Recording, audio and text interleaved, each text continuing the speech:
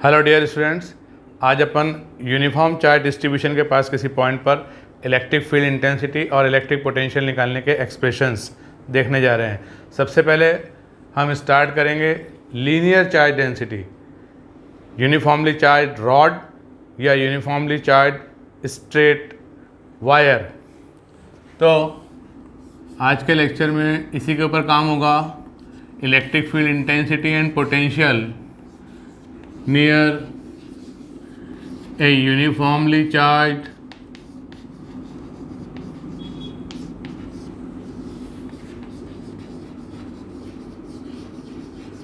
straight wire या rod. Rod का मतलब सिलेंडर नहीं होता, सिलेंडर का रेडियस होता है, रॉड का रेडियस लेंथ की रेस्पेक्ट में नेग्लिजिबली स्मॉल होता है, तो वायर ही समझ लो। एक सिलेंड्रिकल रॉड को अपन वायर मान सकते हैं।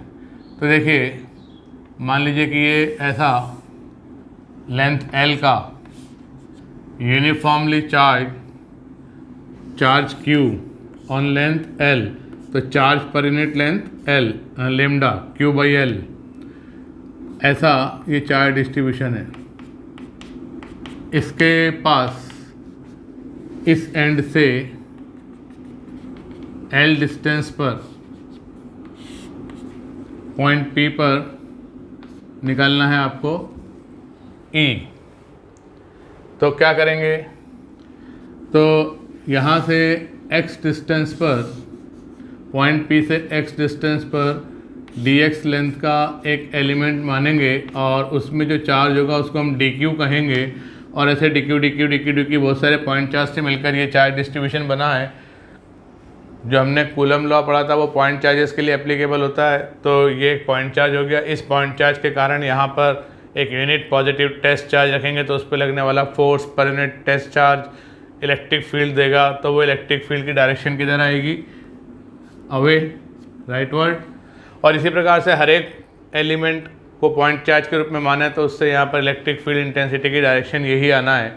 तो डी निकाल कर उसका वेक्टर सम कर लो तो नेट इलेक्ट्रिक फील्ड आ जाएगी। अब चूंकि सब एक ही डायरेक्शन में है तो अपन उसका मैग्नीट्यूड अलग से निकाल सकते हैं और आई कैप लगा देंगे या राइटवर्ड लिख देंगे। तो अपन उसके मैग्नीट्यूड का सम निकालेंगे, वही नेट इलेक्ट्रिक फील्ड इंटेंसिटी का मैग्नीट्यूड होगा। अब एक एलिमेंट इसके कारण वहाँ पर इलेक्ट्रिक फील्ड इंटेंसिटी का मैग्नीट्यूड क्या आएगा, k dq upon x square. और dq को हम क्या लिख सकते हैं, dq को लिख सकते हैं lambda dx, charge per unit length into length of the element. और x की लिमिट कहाँ से कहाँ तक, तो इस एंड से लेकर इस एंड तक जितना भी चार्ज है उस सबको हमें इनकॉर्पोरेट करना है। तो x की value x equal to L से x इक्वल टू 12, L से 12 ऐसा ले लेंगे। अब लेमडा कांस्टेंट है Q बाई L, तो लेमडा आ जाएगा बाहर, तो ये हो जाएगा E equal to K lambda, lambda बोले तो Q बाई L, और अंदर बचेगा dx upon x square from L to 12। इसको इंटीग्रेट करोगे तो मिलेगा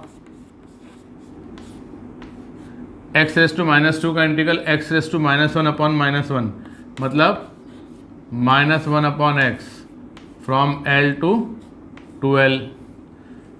तो माइनस साइन से लिमिट इंटरचेंज कर दो तो ये ऐसा दिखेगा 1 अपॉन एक्स, ये यहाँ 12, यहाँ L, पहले L रखा फिर 12 रखा, KQ upon L 1 upon L minus 1 upon 2L। तो अंदर बचेगा ब्रैकेट में 1 अपॉन 2L, तो ये हो जाएगा KQ अपॉन 2L स्क्वायर। ये इलेक्ट्रिक फील्ड इंटेंसिटी का मैग्नीट्यूड है। और डायरेक्शन कैसी है, तो मान लो कि इधर एक्स एक्सिस और वाई एक्सिस डिफाइंड होती तो इलेक्ट्रिक फील्ड इंटेंसिटी वेक्टर आई कैप डायरेक्शन में होता, तो ये के Q upon 2L² I cap, ऐसा लिख देंगे। इस तरह से हमने इस पॉइंट पर इलेक्ट्रिक फील्ड इंटेंसिटी निकाल ली। पोटेंशियल निकालना होगा तो क्या करेंगे, इस dq के कारण यहाँ पोटेंशियल निकालो, और ऐसे सारे dq के कारण पोटेंशियल निकालो। तो जब आप यहाँ dv लिखोगे और फिर उसका सिंपल एल्जेब्राइक सम करो तो यहाँ पर k dq/x आएगा, तो यहाँ बचेगा dx/x और उसका इंटीग्रल होगा ln x। तो फिर लिमिट रखेंगे तो आ जाएगा ln 2। आ गई बात समझ में? तो अगर मैं v निकालूंगा तो मैं अगले स्टेप में पूरा उसको सिस्टमेटिक निकाल के बताता हूँ कि पोटेंशियल कैसे निकालेंगे। तो उसी वायर के लिए जिस पर टोटल चार्ज q था और लेंथ l थी, charge per unit length q/l था, उसी से l डिस्टेंस पर पॉइंट P पर अगर हमें निकालना है पोटेंशियल, तो यहाँ से x डिस्टेंस पर एक एलिमेंट मानो जिसकी लेंथ है dx, तो इस dq चार्ज के कारण, ये चार्ज कितना है dq, वहाँ पर जो पोटेंशियल जनरेट होगा dv वो होगा k dq/x। और फिर इसका करेंगे अपन सम, स्केलर क्वांटिटी है, x = L से 2L तक, तो आ जाएगा पोटेंशियल। dq को क्या लिख सकते हैं, λ × dx लिख सकते हैं। लेमडा क्या है, q/l, के लेमडा बाहर आ गया, अंदर बचा dx/x फ्रॉम x = L से x = 2L। 1/x का इंटीग्रल ln x होता है, तो ये हो जाएगा kq/L × ln 2 इतने वोल्ट। ऐसा v/P आ गया, वेरी सिंपल। अगली सिचुएशन देखिए, उसमें उस वायर को इस तरीके से अपन ने रखा,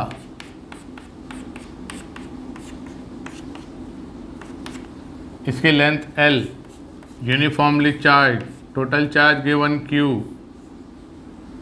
ठीक है। यहाँ से L/2 डिस्टेंस पर, ये डिस्टेंस कितनी, तो ये डिस्टेंस भी L/2 है और ये डिस्टेंस भी L/2 है और ये डिस्टेंस भी L/2 है। इस पॉइंट P पर अपने को इलेक्ट्रिक फील्ड इंटेंसिटी वेक्टर निकाल के दिखाना है। तो देखिए क्या करेंगे कि इस चार्ज डिस्ट्रीब्यूशन को अपन पॉइंट चार्ज से मिलकर बना हुआ मानना चाहते हैं। तो यहाँ से y डिस्टेंस पर एक एलिमेंट कंसीडर करो जिसकी लेंथ बहुत छोटी dy है, उसे हम पॉइंट चार्ज के रूप में मान सकते हैं। और यहाँ पर dq कितना हो जाएगा, charge per unit length into length, मतलब q/l इंटू dy। इसके कारण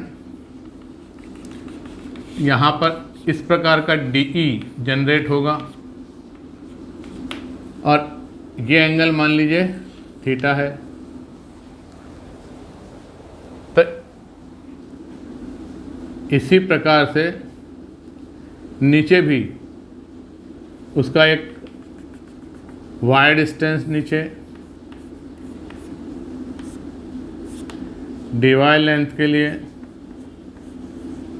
एलिमेंट कंसिडर करो तो उससे भी आपका यहाँ पर एक ऐसा dE आएगा। अब इन दोनों dE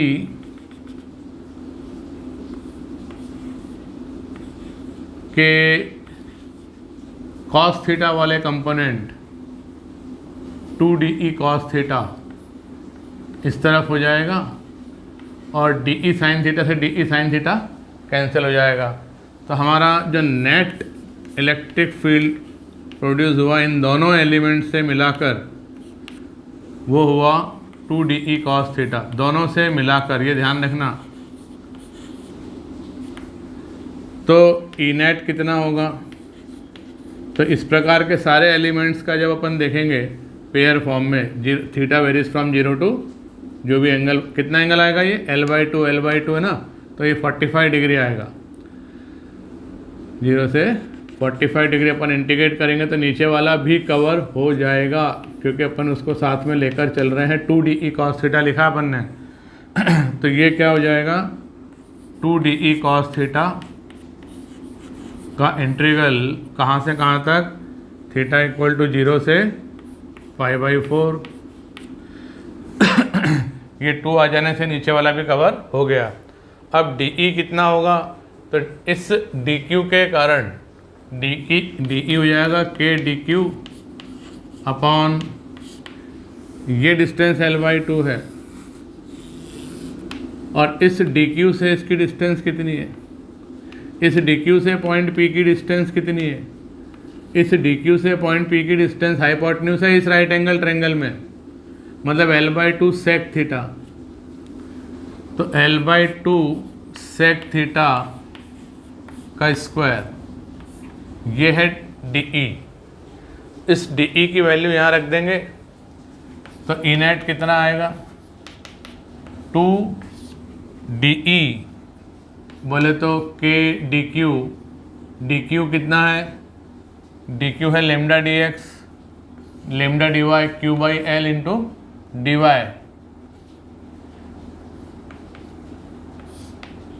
into cos theta upon L/2 sec theta का स्क्वायर फ्रॉम 0 टू π/4।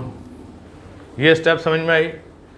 DE की वैल्यू यहाँ से रखी DQ कितना है, लेमडा dy Q/L dy, ये cos theta as it is numerator में, और डिनोमिनेटर में ये L/2 sec थीटा का स्क्वायर। अब मुझे dy हटाना है और d थीटा लाना है, तभी तो इंटीग्रेट होगा। तो बताओ y का थीटा से क्या रिलेशन है कि dy हट के d थीटा आ जाए। तो y is equal to L/2 tan theta. tan theta क्या होगा, perpendicular upon base y upon L/2 tan theta होगा। तो y इज इक्वल टू हमारे पास है L/2 tan थीटा, तो dy कितना होगा, L/2 sec square theta d theta. ये वैल्यू अपन ने उसमें पुट कर दी, तो ई नेट का एक्सप्रेशन आया 2KQ अपॉन L, जो कांस्टेंट है मैं उसको बाहर निकालना चाह रहा हूँ, KQ अपॉन L, और एक और ये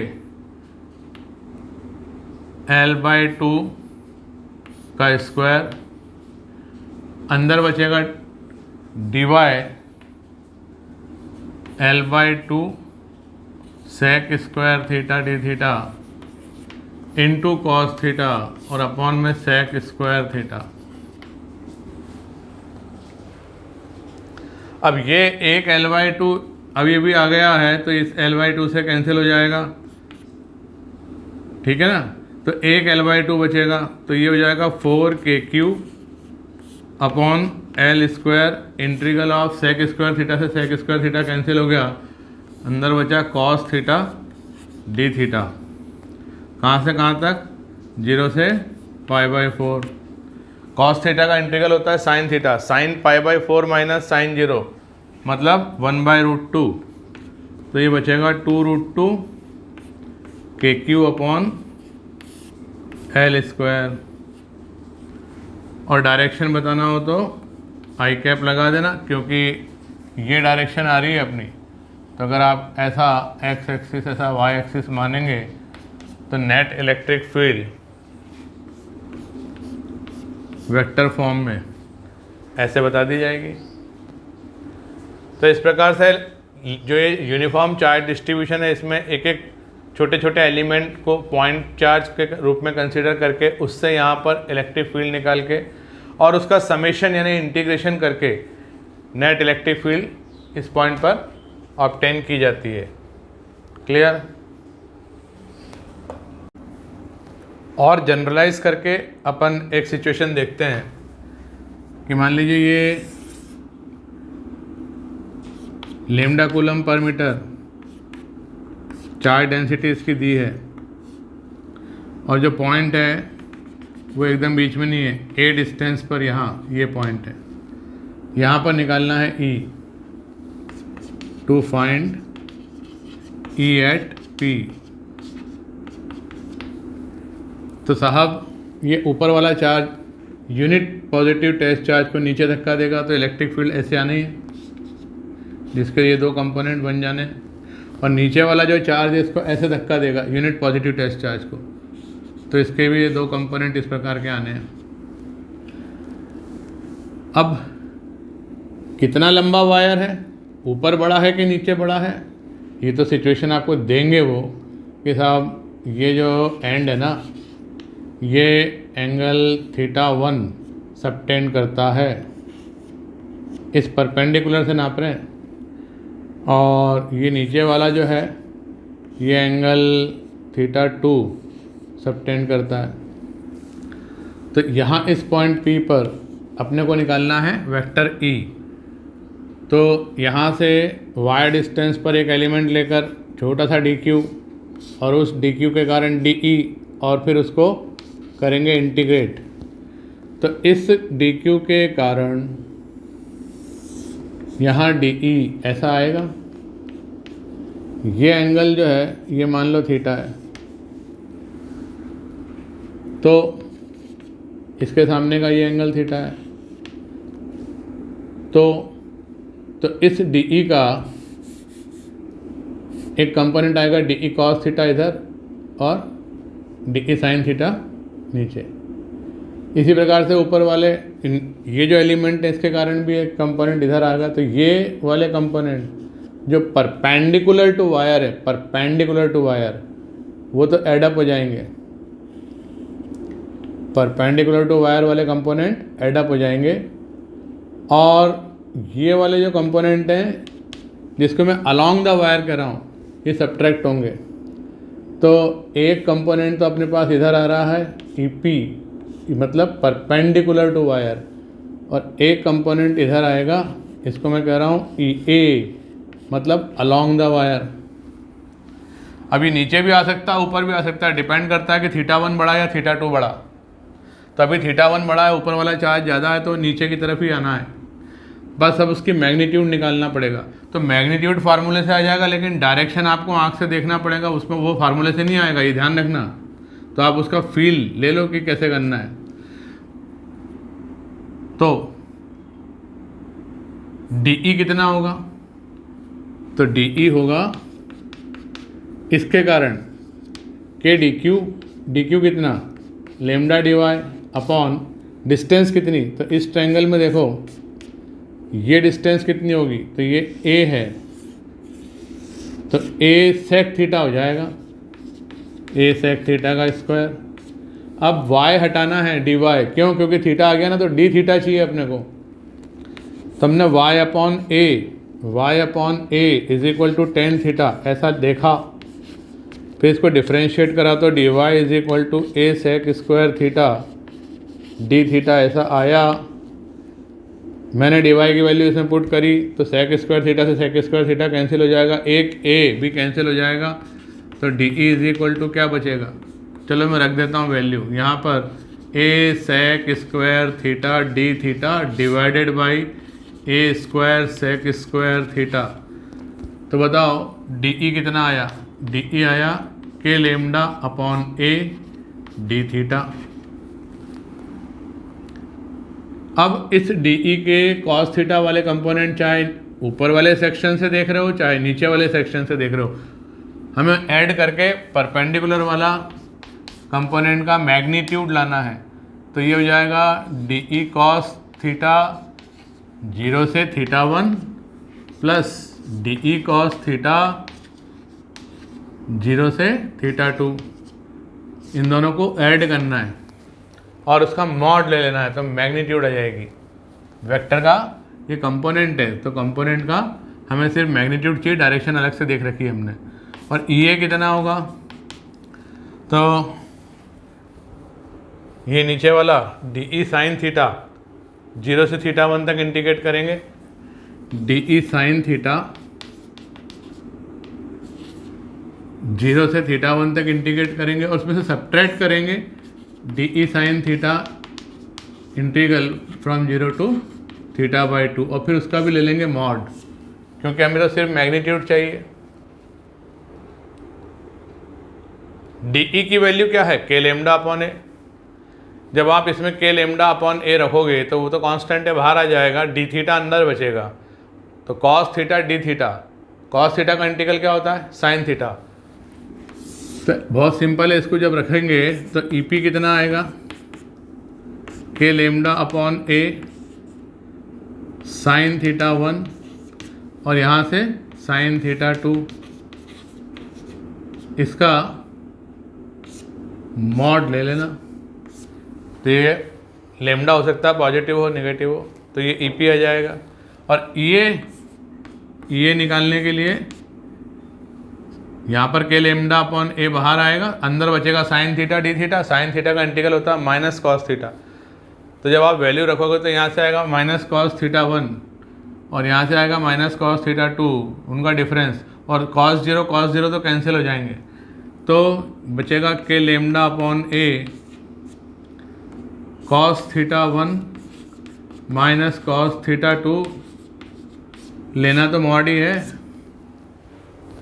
तो ये आ गया।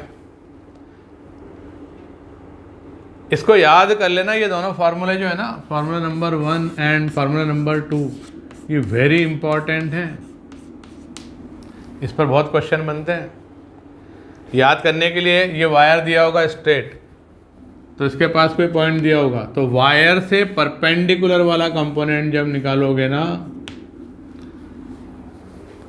तो परपेंडिकुलर अपन हाइपोटेन्यूज मतलब साइन थीटा होता है, परपेंडिकुलर वाला मतलब साइन, और अलोंग वाला मतलब कॉस। इस तरीके से मैंने याद किया, और साइन वाला दोनों ऐड होता है, और क्योंकि परपेंडिकुलर वाला तो ऐड ही होगा, इसके कारण भी ऐड ही होना है, और कॉस वाला अलोंग वाला सब्ट्रैक्ट करना पड़ता है, एक इधर तो एक उधर अलोंग में, तो उसमें माइनस साइन लगा देना, फिर जो भी कुछ आए उसका मॉड ले लेना। तो मैं इसके कुछ यूज़ करके बताता हूँ 1-2 क्वेश्चन में, तो आपको याद होना शुरू हो जाएंगे फार्मूले। तो स्पेशल केस में अपन उसको देखिए कैसे यूज़ कर रहे हैं। मैंने कहा इनफाइनाइटली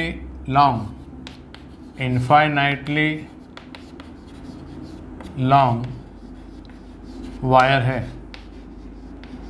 और लेमडा कूलम पर मीटर का उस पर चार्ज डेंसिटी दिया है, और डिस्टेंस ए पर अपने को निकाल के दिखाना है।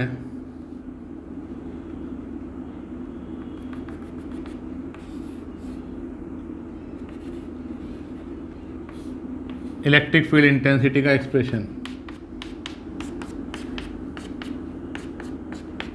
ये इन्फिनिटी तक गया है, ये भी इन्फिनिटी तक गया है, तो ये जो पॉइंट है ना हमारा P, वो किसी एंड के पास नहीं है,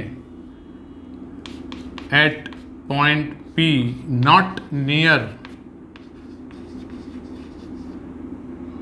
एन एंड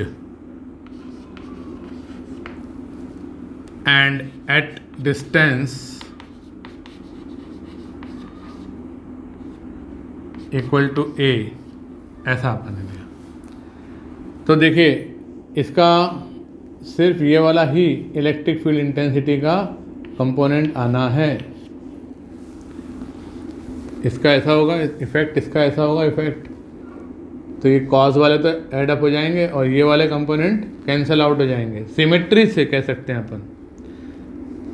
तो देखो इसमें इधर के लिए थीटा 1 टेंडिंग टू इन्फानाइट है, 90 डिग्री है, और इधर नीचे वाले के लिए भी थीटा 2 टेंडिंग टू 90 है, क्योंकि इन्फानाइट डिस्टेंस तक जा रहे हैं। तो ये एंगल थीटा 1 और ये एंगल थीटा 2 टेंडिंग टू 90 है, ठीक है।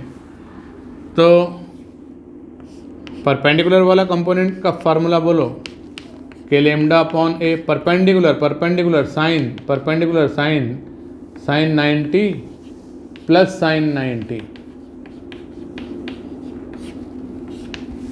तो कितना आ गया ये 2 के लेमडा अपॉन ए।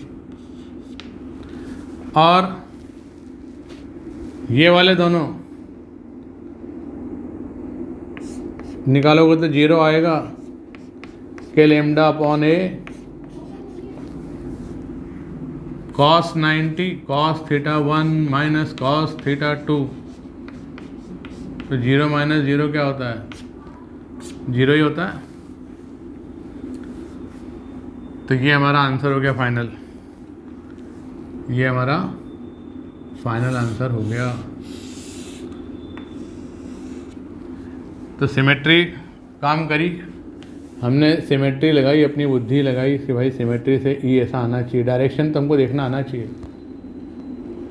और ये माइनस चार्ज होता अगर मान लो तो, प्लस के बजाय माइनस चार्ज होता तो इधर आ जाता, अट्रैक्ट करता, इस वाले के कारण उधर नहीं इधर इफेक्ट आता, और इस वाले नेगेटिव के कारण इधर इफेक्ट आता।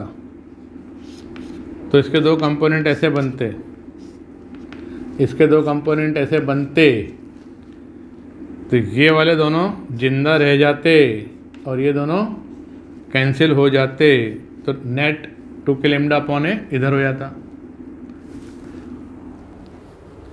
दूसरा कि मान लीजिए कि आप अगर किसी एंड के पास हैं, जैसे मान लीजिए कि ये वायर है, नीचे तो गया इन्फाइनाइट तक, लेमडा कूलम पर मीटर, और आप उसके एक एंड के पास में डिस्टेंस ए पर खड़े हैं,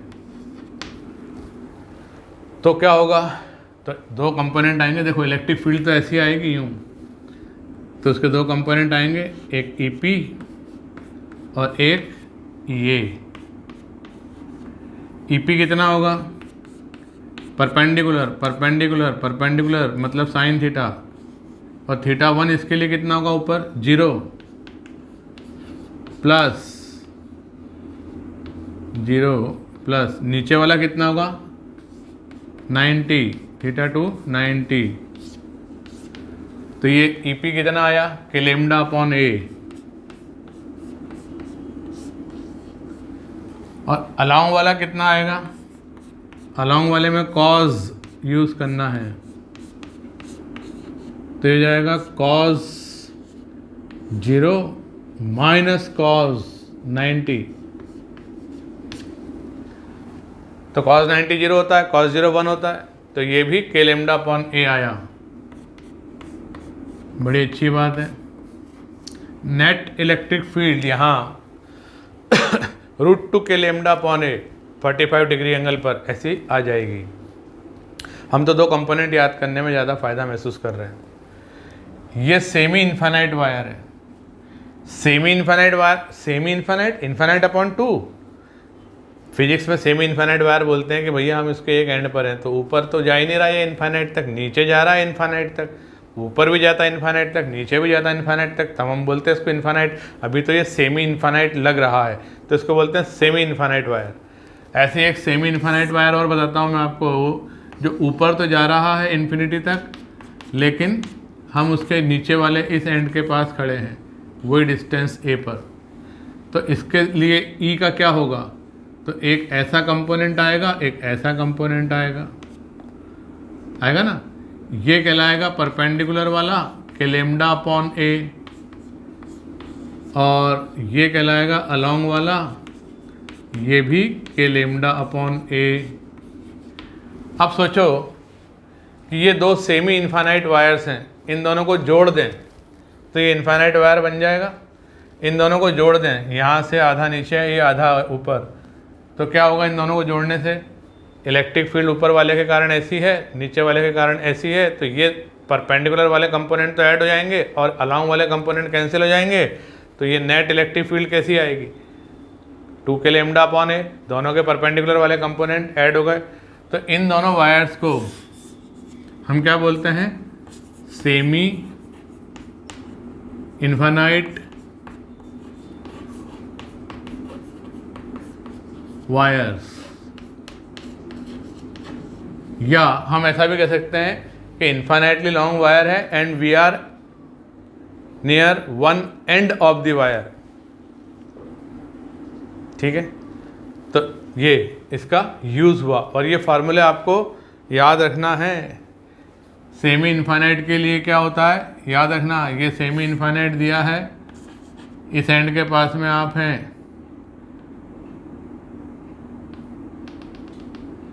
तो यहाँ ऐसा के लेमडा अपॉन ए, ऐसा के लेमडा अपॉन ए, ऐसा आना है। तो ये आप याद रखना, ये लेमडा कूलम पर मीटर। और ये नेगेटिव होता अगर माइनस लेमडा होता तो समझो, तो डायरेक्शन अपोजिट हो जाती, ये इधर अट्रैक्ट करता अपनी तरफ, यूनिट पॉजिटिव टेस्ट चार्ज को अपनी तरफ खींचता, तो ऐसा इलेक्ट्रिक फील्ड होता, तो उसका एक कंपोनेंट इधर आता, एक कंपोनेंट इधर आता और नेट फील्ड ऐसी आती।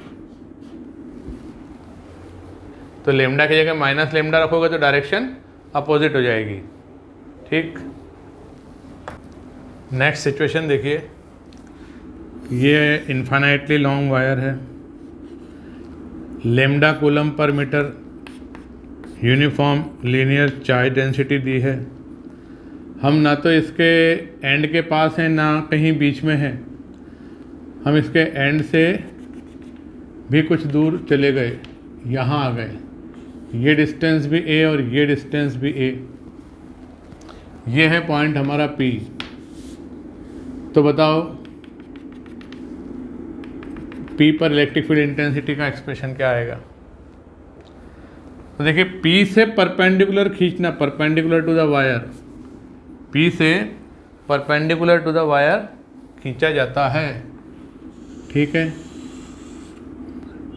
ये पी से परपेंडिकुलर टू द वायर खींचा गया, और इसकी लेंथ कितनी होगी, ये लेंथ ए है। इससे इसके दोनों एंड्स के एंगल देखना, तो देखिए नीचे वाला एंगल तो 90 आ रहा है और ऊपर वाला ऊपर होना चाहिए था, लेकिन कहाँ है, इस परपेंडिकुलर के नीचे। ये गलत बात है भाई, θ1 तो ऊपर आता है ना, तो θ1 नीचे आना गलत बात है, θ2 नीचे आ रहा है वो तो सही है, कोई दिक्कत नहीं, वो तो आना ही था। तो हम क्या करेंगे, इसमें θ1 को नेगेटिव में लेंगे और θ2 को पॉजिटिव में लेंगे। तो ये कितना हो जाएगा, तो ये a है, ये भी a है, तो ये π/4 हो गया, और ये नीचे इन्फाइनाइट तक जा रहा है तो ये π/2 हो गया। अब यहाँ P पर इलेक्ट्रिक फील्ड इंटेंसिटी के दो कंपोनेंट कैसे आने वाले हैं, तो ये ऐसा यूनिट पॉजिटिव टेस्ट चार्ज को ऐसा धक्का देगा, इलेक्ट्रिक फील्ड ऐसी होगी, तो एक कंपोनेंट तो इधर आएगा, इसको मैं कहूँगा परपेंडिकुलर टू वायर, और एक कंपोनेंट इधर आएगा, इसको मैं कहूँगा अलोंग द वायर। परपेंडिकुलर में साइन वाला एक्सप्रेशन यूज़ करना, तो ये हो जाएगा के लेमडा अपॉन ए साइन -π/4 प्लस साइन π/2। तो ये कितना हुआ, के लेमडा अपॉन ए 1 - 1/√2, ये आया EP। और EA कितना आएगा, तो ये आएगा K lambda upon A mod लगा के कॉज ऑफ -π/4 का मतलब कॉज ऑफ π/4 होता है, क्योंकि कॉज ऑफ -θ cos θ होता है, डिफरेंस cos 90। तो ये सिंपली के लेमडा अपॉन √2a ऐसा आ जाएगा। क्या ये दोनों बराबर हैं, क्या EP और EA बराबर हैं, नहीं।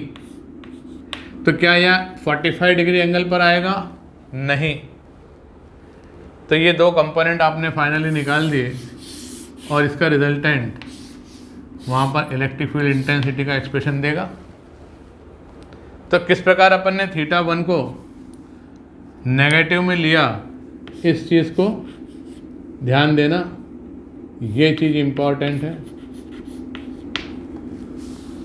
कि ऊपर वाला एंड ऊपर होता ना तो θ1 अपन पॉजिटिव लेते, पर वो नीचे आ रहा है तो हमको नेगेटिव लेना पड़ेगा। जितना भी एंगल हो वो देख लेना डायमेंशन वहाँ पर फिगर में, तो ये -π/4 ले रहे हैं, इसलिए यहाँ पर ये -π/4 होने से ये -1/√2 वाली टर्म आ रही है। ठीक है, अगली सिचुएशन देखिए, ये एक्स एक्सिस है, ये वाई एक्सिस है, यहाँ पर पॉइंट है, इसके कोऑर्डिनेट मान लो 0, a, और चार्ज यहाँ से यहाँ तक, a से b तक, यहाँ पे रखा है charge, linear charge distribution lambda coulomb per metre. और ये a और b इस प्रकार हैं कि ये एंगल हॉरिजॉन्टल एक्स एक्सिस से मान लीजिए कि 60 डिग्री है और ये एंगल 30 डिग्री है। ठीक है, अब आपको इस पॉइंट P पर निकालना है इलेक्ट्रिक फील्ड, तो फाइंड करना है वेक्टर E एट P। तो क्या ये इनफाइनाइटली लॉन्ग है? नो, तो फाइनाइट वाले का फार्मूला लगेगा। अच्छा ये बताओ कि डायरेक्शन क्या आएगी E की? ऐसे, ये पॉजिटिव चार्ज ऐसे धक्का देगा यहाँ पे यूनिट पॉजिटिव टेस्ट चार्ज को, मतलब एक तो ऐसे आने वाली है और एक ऐसे आने वाली है। ये होगा परपेंडिकुलर टू वायर, ये होगा अलोंग दी वायर। ठीक है, अब एंगल की बताओ, तो इस परपेंडिकुलर से एंगल मेजर किए जाते हैं। ये परपेंडिकुलर टू दिस वायर है, इससे एंगल मेजर करना है, इसकी लेंथ a है। तो देखिए ये वाला एंगल तो ठीक है, लेफ्ट वाला एंड तो लेफ्ट में होना चाहिए और ये एंगल कितना होगा 60, पर जो ये B उधर होना चाहिए था वो गलती से इधर आ रहा है, तो इसको हम क्या लेंगे -30। θ1 को अगर अपन 60 ले रहे हैं तो θ2 को अपन -30 लेंगे degrees.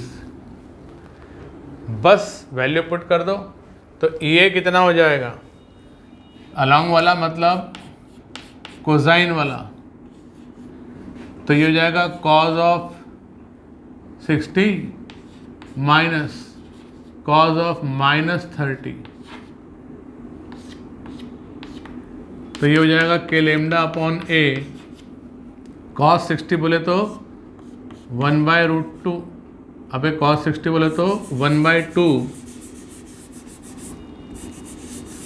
And cos 30, cos of -30 मतलब cos 30 √3/2। बड़ा कौन? ये √3, तो ये कितना हो जाएगा √3 - 1/2 के लैम्डा अपॉन a।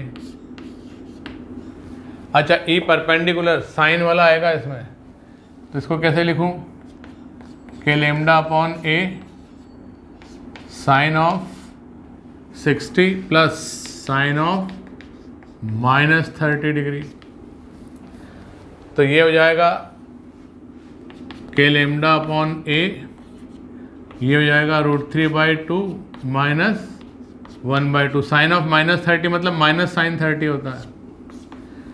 तो भाई ये तो दोनों कंपोनेंट बराबर आ गए, ये और ये दोनों कंपोनेंट बराबर आ गए। इसका मतलब कि नेट इलेक्ट्रिक फील्ड इधर आने वाली है, किधर 45 डिग्री के एंगल पर। मतलब ये जो पोर्शन है इसका एंगल बाइसेक्टर बनाएंगे,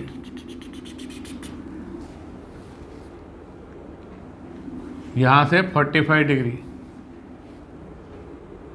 30 और 60 का आधा कर लो। तो ये 45 डिग्री पर आएगा। ये कब आएगा पता है? जब ये एंगल्स, ये 60 डिग्री जो दिया है और ये जो 30 डिग्री दिया है, ये कॉम्प्लीमेंट्री एंगल होना चाहिए।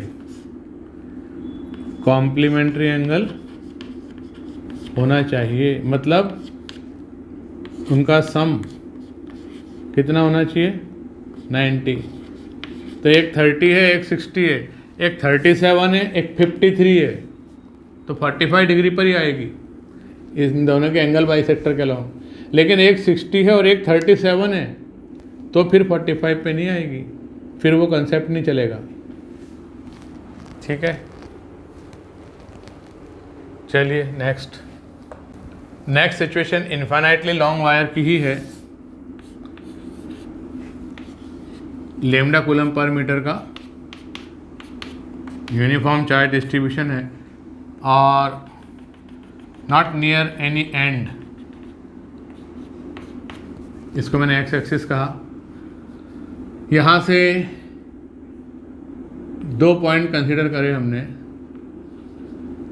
इसकी डिस्टेंस है, मान लीजिए कि ये वाई एक्सिस है, तो इसके कोऑर्डिनेट क्या होंगे? पॉइंट 1 के a,0 और इसके कोऑर्डिनेट हैं 2a,0। अब आपको 1 और 2 पर पोटेंशियल डिफरेंस निकालना है, मतलब आपको फाइंड करना है V1 माइनस V2। देखो, एब्सोल्यूट पोटेंशियल नहीं निकाल सकते, क्योंकि इन्फानाइट पर ये चार्ज गया हुआ है, तो इन्फानाइट पर पोटेंशियल 0 अज्यूम नहीं कर सकते। इसलिए हम किसी पर्टिकुलर लोकेशन पर एब्सोल्यूट पोटेंशियल नहीं बता सकते, क्योंकि रेफरेंस लेवल इन्फानाइट पर ही पोटेंशियल 0 नहीं है, और उसी के रिस्पेक्ट में अन्य पॉइंट पर अपन पोटेंशियल बताते हैं। पर potential difference can be determined, और किस फार्मूले से? वही dV is equal to minus E dot d s. इसको इंटीग्रेट करके निकाल लेंगे। तो यहाँ पर E क्या है? तो साहब E तो बदल रहा है, x डिस्टेंस पर E का value 2k lambda upon x ऐसा है। तो dV is equal to minus 2k lambda upon x into d x from A to 2A gives you potential from V1 to V2। क्यों साहब? E की direction 2k lambda upon x वही है जो dx की डायरेक्शन है। Increasing x की direction dx की डायरेक्शन होती है। तो यहाँ इस माइनस साइन को इधर ले आओ, तो ये सीधा V1 माइनस V2 लिख दो, और वहाँ से 2k लेमडा ln x, और जब लिमिट रखोगे तो ln2 बचेगा।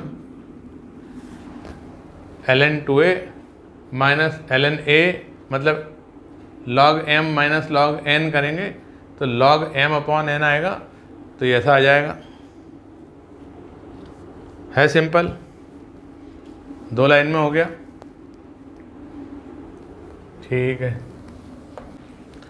ये एरिडो का एक क्वेश्चन है, अच्छा क्वेश्चन है। जेई एडवांस वाले देखें, और नीट और मेंस वाले बच्चे जो ना, इसका आंसर ही अच्छे से देख लें कि कभी आ जाए तो कुछ तो आंसर लगाना संभव हो सके। क्वेश्चन क्या है कि 2 इन्फाइनाइटली लॉन्ग वायर्स हैं, ऐसे म्यूचुअली परपेंडिकुलर रखें, इन्फाइनाइटली लॉन्ग। इनके बीच की डिस्टेंस, ये परपेंडिकुलर डिस्टेंस a है। इस पर लेमडा 2 लीनियर चार्ज डेंसिटी है, लेमडा 2 कूलम पर मीटर, और इस पर lambda 1 coulomb per metre. Mutually perpendicular हैं, टच नहीं कर रहे, डिस्टेंस a पर है। तो इनके बीच में कितना फोर्स लगेगा ऑन ईच वायर, कितना फोर्स लगेगा? ये इसको रिपेल करेगा। तो क्वेश्चन पढ़िए। Two infinitely long line charges having linear charge densities lambda 1 and lambda 2 are placed perpendicularly at a distance a as shown. Find electric force between them. तो क्या करना, कि ये जो वायर है ना ऐसा,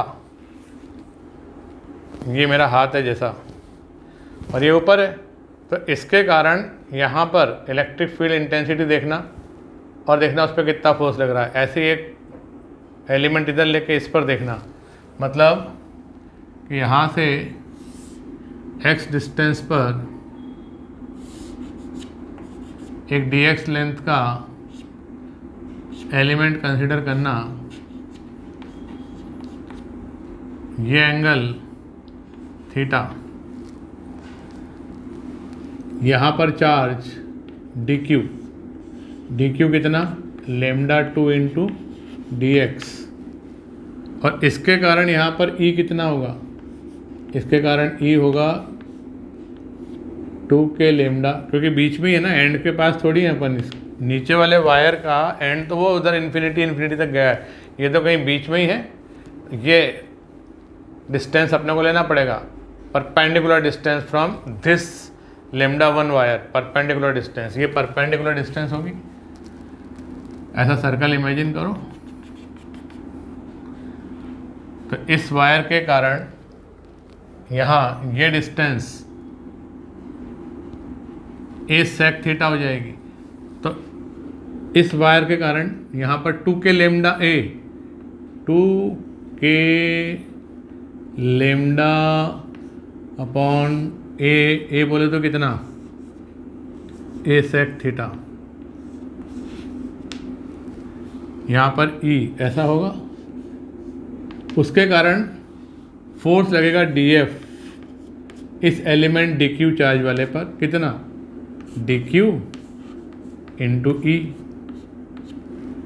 और इसी प्रकार से इस तरफ भी इसका जो पेयर बनाएंगे अपन x डिस्टेंस पर, तो उससे यहाँ पर ऐसा फोर्स आएगा dF, ये एंगल कितना थीटा। तो ये अगर थीटा है तो ये 90 माइनस थीटा है, तो ये 90 माइनस थीटा है, तो ये इधर वाला कंपोनेंट, ये जो एंगल होगा ये थीटा हो जाएगा। तो dF cos थीटा, और इसी प्रकार से इधर से भी dF cos थीटा, दोनों तो एडअप हो रहे हैं, और dF sin थीटा कैंसिल हो रहे हैं। तो टोटल चार्ज इस पर इंटीग्रेट करके निकालेंगे किसको, dF cos थीटा को इंटीग्रेट कर लो, कहाँ से कहाँ तक, थीटा वेरीज फ्रॉम -90 टू +90, तो मैंने लिखा dF cos थीटा को इंटीग्रेट कर लो -π/2 से +π/2 तक, तो आ जाएगा नेट फोर्स, और वो कैसा आ रहा है, रिपल्सिव।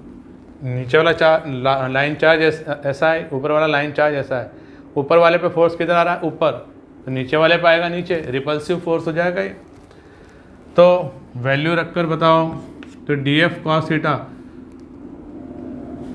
कितना, यहाँ लिखता हूँ इधर, dQ into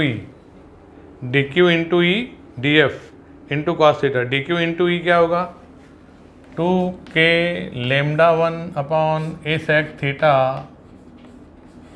into lambda 2 dx, और एक cos थीटा और है, और इसका करना है अपने को इंटीग्रल -π/2 से +π/2, तो आ जाएगा नेट फोर्स। अब देखिए फिर वही चक्कर पड़ रहा है कि dx हटाना पड़ेगा, d थीटा लाना पड़ेगा। तो इस ट्रायंगल में x को क्या लिख सकते हो, a tan theta, x upon a equal to tan theta, तो dx equal to a sec square theta d theta, वहाँ पुट करके इंटीग्रेट कर दो, आंसर आ जाएगा। तो मैंने रखा dx की वैल्यू, तो जो कांस्टेंट है 2k लेमडा 1 लेमडा 2 अपॉन ए, ये तो मैंने अभी वर्तमान में बाहर निकाल लिया, और मत ही निकालो बाहर, अंदर ही रहने दो, फिर बाद में देखेंगे। 2k लेमडा 1 लेमडा 2 और ये ए सेक थीटा, और dx की जगह मैंने लिखा a sec square theta d theta और फिर एक और कॉस थीटा। चलो ये हो गया फाइनल। अब क्या बचा, ए से ए कैंसिल, एक सेक थीटा इधर कैंसिल और एक सेक थीटा इस कॉस थीटा से कैंसिल, तो 2k लेमडा 1 लेमडा 2 ए कैंसिल हो चुका है, सेक थीटा कैंसिल हो चुका है और डी थीटा बचा हुआ है। कहाँ से कहाँ तक, -90 से +90। डी थीटा का इंटीग्रल थीटा होगा, π/2 माइनस π/2 मतलब पाई आएगा, तो ये हो जाएगा 2πk लेमडा 1 लेमडा 2। अब k क्या होता है, 1/4πε0, तो 4π और ऊपर 2π, तो ऐसा आंसर आ गया। ये नेट फोर्स की कहानी ख़त्म। तो मैनी ए टाइम्स हमने x = a tan theta dx = a sec square theta d theta ऐसा लिखा। ऐसा कैसे लिखा समझ लो ना, इसको मान लो थीटा के रिस्पेक्ट में डिफ्रेंशिएट करें तो dx/d थीटा और राइट साइड को भी थीटा के रिस्पेक्ट में डिफ्रेंशिएट करें तो ये a sec स्क्वायर थीटा ऐसा आएगा। फिर इस d थीटा को अपन यहाँ ले आएंगे तो dx = a sec square theta d theta ऐसा हो जाएगा। नीट के बच्चों के लिए बता रहा हूँ। तो इस प्रकार से अपन ने स्ट्रेट वायर लीनियर चार्ज के पास में E और V के बारे में बातें करी। अब नेक्स्ट लेक्चर में मैं ring and disc, uniformly charge ring and uniformly charge disc वो लूँगा, और उसके नेक्स्ट लेक्चर में रेक्टेंगुलर शीट लाइक प्लेन अपना अवर पेपर है ना, थिन और थिक लार्ज रेक्टेंगुलर शीट, उसके पास में ई निकालने की बातें करूँगा। तो इस प्रकार से यूनिफॉर्म चार्ज डिस्ट्रीब्यूशन में हमने 3 लेक्चर बनाने हैं। पहला स्ट्रेट वायर का, ये तो ख़त्म हो गया। दूसरा नेक्स्ट जो आएगा वो आएगा रिंग एंड डिस्क का, और लास्ट में शीट का। ठीक है, तो ये लेक्चर यहाँ पर समाप्त करते हैं। Thank you very much.